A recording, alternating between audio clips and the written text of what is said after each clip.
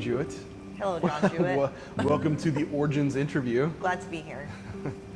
So you do have an interesting story and background, and which led you all the way to now being the first wellness Olympian.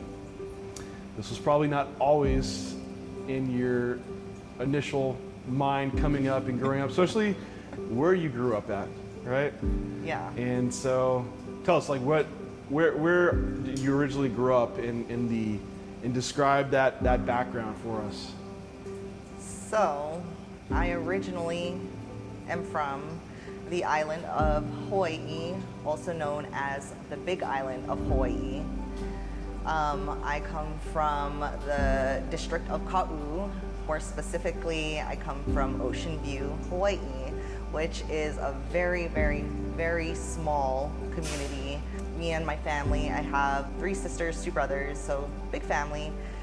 We grew up kind of up in the mountains, middle of nowhere. Closest neighbor, I don't know, maybe 35, 40 minutes away. No running water, no electricity, kind of bare minimum, kind of nothing. So you're talking very rural, I would say below the poverty line. So we didn't have a lot growing up. So it's not in your typical vision of Hawaii. We have like crystal waters, you're by the beach, living at the resort, right? This Yeah, is like I think most people's idea of Hawaii is like, you know, Elvis Presley, you got your blue Hawaiian drink in your hand, you got grass shacks on the beach. Wasn't the Hawaii that I grew up in. so this is like the barren backwoods land of Hawaii. So culturally, you're probably not exposed to a lot of what you'd see like in mainland, because there wasn't like TV access or the cultural normal U.S. influences that you would have. Do you remember like what your first like exposure to type of fitness was then, or anything that was like that sparked like muscle or something that you even liked? Well, honestly, like the first thing that I remember like fitness related was actually my mom was very into Jane Fonda, and she had a Jane Fonda book that she would get exercises out of. So that was kind of like my first like exposure to like anything fitness related. But even more so, I used to watch, and we used to have like comic books of superheroes. And I would see these like female heroines and be like, they look pretty badass. I like that. Since we grew up in the middle of nowhere and we didn't have like your typical electricity and, you know, all that stuff, we would have a generator, or we would have like solar panels, and we did have a TV, but it wasn't your typical TV setup. The TV setup was a giant satellite dish, and I'm talking like 10 feet by 10 feet. Like it was a big boy. I don't even know where it came from, but my dad, he actually rigged it up with a fishing line, like a big fishing reel, fishing line, and you would have to literally crank the fishing reel for the satellite to aim specifically in one direction to catch like 3 channels. And it was kind of like offset from the house, so one person would have to stand in front of the TV, one person would have to stand by the door, and one person would have to be out at the satellite, and we would yell to each other when the satellite was in the perfect position to catch the channel on the TV. But one of those channels that was caught was called Buena Vista, and it played X-Men, the 90s X-Men cartoon, and that was just my jam, and I have loved X-Men ever since. In fact, me and John have 2 dogs and 2 cats, and they are all named after the X-Men. So we have 2 American bullies, and that's Storm and Logan. And then we have 2 cats, and they are Nightcrawler and Mystique. With that being said, which one's your favorite X-Men? Oh, I thought you were going to say which one is my favorite animal. No. I think my favorite X-Men is actually Mystique. She's kind of always been my favorite. She's kind of like almost the outcast X-Men. She's kind of the outcast, and she can kind of adapt to any surrounding that she's in, which I feel like that's kind of like me. Yeah, so that was the most relatable character because you have a big family, but you're still, you always feel like more the outcast out of it, kind of on your own, doing your own solo thing. Yeah, definitely. So I think that's why I connected with Mystique so well. So then you ventured out, right? At some point, you're in your barren Hawaiian land, and you started, right? So and I know you went into the city to work, right? And it wasn't your typical work situation where now all of a sudden you're to civilization and you're driving around. It was a jewelry store that you worked at, and it was work. It was grind to make it happen. And when people are saying like, I walked 5 hours in the snow, uphill and both ways, well, you kind of did in a sense. So I mean, as you can imagine, cost of living in paradise, you're gonna pay for it. So, you know, I moved into like a bigger town. I moved into Kailua Kona. So I lived on kind of one of the main roads called Elite Drive, shared this little like condo, rented a room out. I did work at a jewelry store at the time, and the jewelry store was in a shopping center that, you know, was a good 5 miles from where I lived. I had no vehicle and I had no means to buy a vehicle. I unfortunately never learned how to ride a bike either. People always ask me that.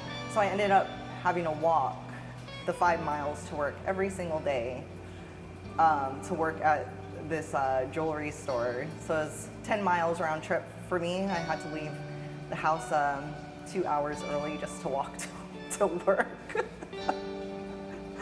Until I saved up enough money, and then I bought myself a car. And you think like by this point, oh heck, you're walking like 20,000 steps a day. You should be super fit by now, right? You know, that was my thought. I was like, man, I'm getting in all this cardio, you know, like I'm gonna be super slender, which wasn't the case because I made it up with, you know, my large pizza every night, and I had no concept of what a healthy diet was. Honestly, like at the time, I don't even think I knew how to read a nutrition label or what everything meant on the back of these like products. I was just like, oh, these are just numbers. Like I have no idea. So I was probably eating like, I don't know, maybe 1 or 2 meals a day, but they were substantial meals. So I know I was getting in a lot of activity, but I was gaining a lot of weight too. Yeah, you could put down a large pizza, right? No problem. No problem. So even with, you know, your mom's background having some fitness aspect, you didn't have any concept of the fitness world necessarily, what you need to do to change your physique. But at some point, that had to come about, right? It did. I always kind of had an interest in fitness. I just didn't know how to segue into it, because I would get a gym membership and I would like to go in and I would like to like lift the weights. I had no idea what I was doing. I liked it, but I had no, you know, knowledge of it. So I would work out for a couple of weeks and then I would fall off for like 2 or 3 months. And I kind of repeated that cycle over and over again. And kind of the same with my nutrition. I knew that I wanted to be healthier and lose weight. But what I would do is I would fall into, of course, all the fad diets out there and just kind of be on this roller coaster of like training and fad diet, not training. It was kind of all or nothing at that point. Was it intimidating for you to first get your first steps into the gym? It was getting into the gym. Or were you motivated enough of like, I want to change my body to where it didn't matter what anyone thought? Back then, it was intimidating. It wasn't until I made that I am going to do this and commit to it that it became not intimidating anymore, you know? What sparked that interest? Is that when you felt like you really started making change?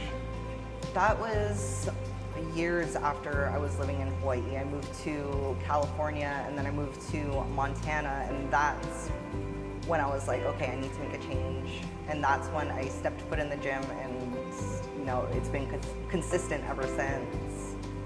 So it was an all or nothing, cold turkey. I'm going for it. All or nothing. What was the source of information then? Like, because we basically back then we just had magazines or maybe some internet. My main source of information was articles online. Main go-to is actually bodybuilding.com and reading those articles and picking up, any information that I could, reading forums. Do you have any early influences that kind of would lead now into competition or your first exposure to a competitor? My first motivation was Jamie Eason because she was like the big face of like female fitness at the time, and of course she was all over bodybuilding.com. She was really involved with them, but she was like my main influence at the time for fitness. Is that a physique you'd want at that time? At the time, I was like, I want Jamie Eason's physique, and I did not understand why my body could not conform to Jamie Eason form, and now I understand. Which now you're here and beyond in your own world. I'll take it. Well, so and you did a competition, but this was years ago. You had a figure competition.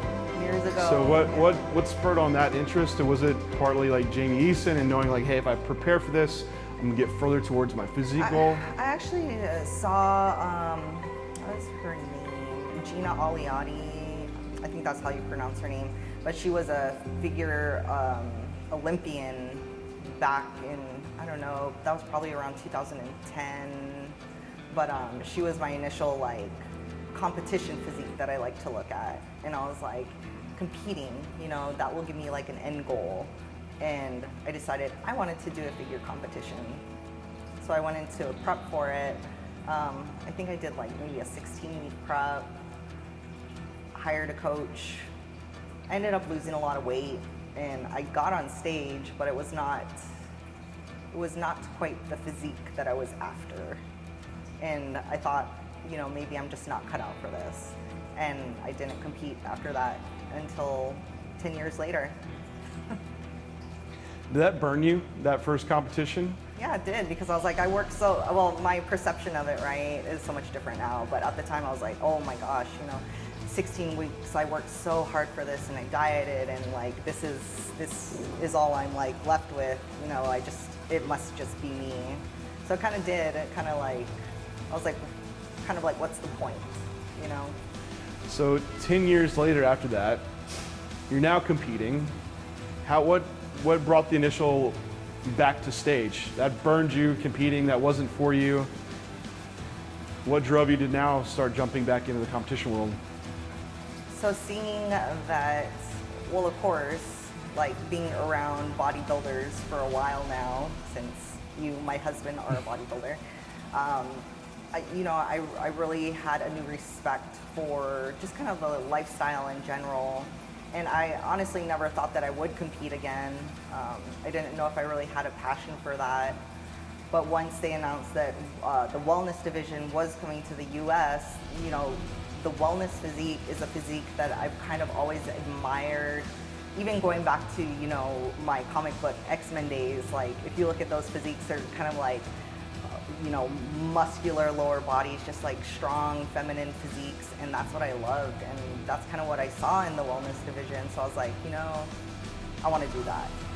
So went into my first off season in, I believe it was 2019, and then did my prep through 2020, stepped on my first regional stage, got first place there, got qualified for a national show, went to my first national show, Junior USA's, placed third, and then jumped into North Americans just like 4 or 5 days later, placed first and got my pro card. So. Successful year. Successful year, quick year.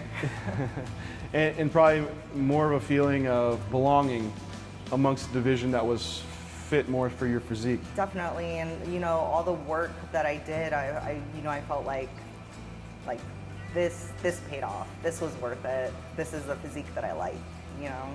That's a big jump forward. It's been a quick progression. From stepping on that amateur stage to going pro to winning a pro show, I won the Tampa Pro, and then getting qualified for the Olympia, and then, you know, I'm post-Olympia 4 days, and it's still taking my mind some time to process that I've gone through all of that in a very short amount of time. Which it does show you how well cut out this division is for you. And on prep, you had pulled out a journal that you wrote in 8 years ago. It happened to be the same amount of weeks out that you were from the Olympia, from your first show, right? Yes. And what'd you write in it? So that morning I got up, I did my cardio, and then after my cardio, I was like, I'm gonna pull out this journal that I had kind of logged my first prep with, and I flipped to the first page that I flipped to. It was like, you know, this is literally what I said in my journal. Last night I watched the Olympia, and seeing those physiques just show so much drive and dedication, determination, and I want that for myself. And I was talking about how I was 5 weeks out from my figure show, how I wasn't quite happy with where I was, but I was ready to work as hard as I could. And at the time, I was 5 weeks out from stepping on the Olympia stage. So it was just kind of like this weird coincidence that was really cool to look back on. That's such a cool thing to have written down. And I think for a lot of people, it's hard to say a goal that big and hefty, because it just seems outlandish. And you have someone that comes from a rural Hawaii community, no running water, no electricity. The idea of being able to escape something like that, if you want to say escape. I would call it an But escape. a lot of people get stuck within those type of communities and can't break out. To not having a lot of fitness around you, to then reaching a pinnacle at the highest level. If I look at my journey as a whole, it really is just extraordinary that I have reached the level that I have, and that I have made the opportunities that I have, and it's pretty amazing, everything that I've accomplished.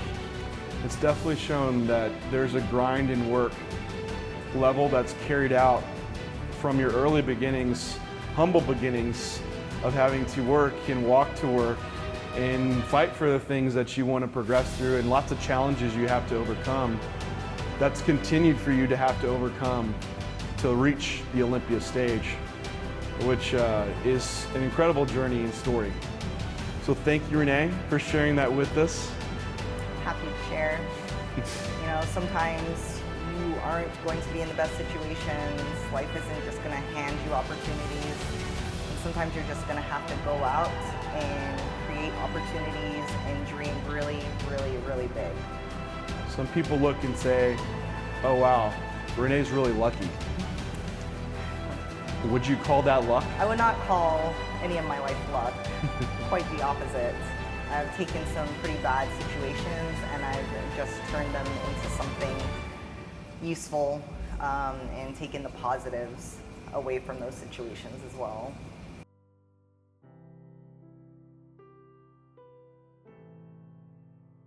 And at some point, you found some incredibly good-looking man Very incredibly good looking. in San Antonio, Texas. Which is funny because you guys know I like X-Men, right? I like to call my husband the Beast because he's kind of like Hank, because he's super nerdy, but he's like this beast of a man. So I like to say that I married like, you know, my childhood like crush, which was the Beast from X-Men. Yeah, and the kicker in the ass there, like the backhanded compliment is like, You see, you're really hairy. or yeah, because you have to like, Give you a shave down. when you compete. full hair mode for bodybuilding shows, Yeah. but It's okay. It's worth it. It's all worth it. so, and there started the couple journey to the Olympia stage, right? Yes. And there it all started.